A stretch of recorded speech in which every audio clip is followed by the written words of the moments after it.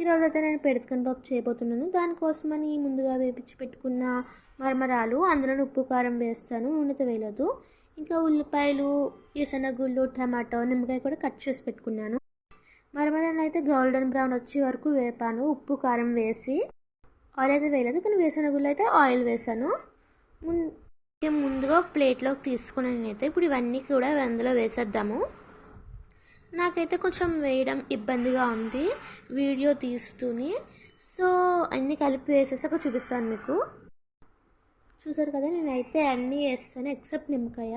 ఇప్పుడు ఇందులోనే బూందీ కూడా కలుపుకుంటే బాగుంటుంది. ఒకవేళ మీకు బూందీ లేకపోతే అట్లా బజ్జీ అలాంటివి వేసుకున్నా బాగుంటుంది.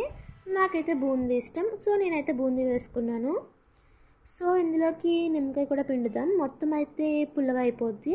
సో నేనైతే హాఫ్ చెక్కే పిండుతున్నాను. సో దీన్ని ఇప్పుడు కలిపేసుకుందాము బాగానే.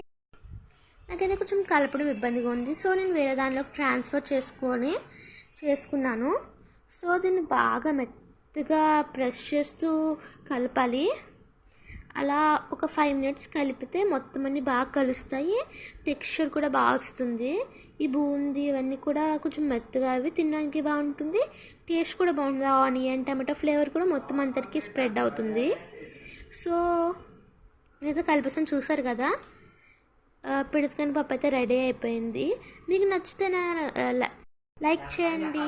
థ్యాంక్ యూ ఫర్ వాచింగ్ మీ. Bye bye.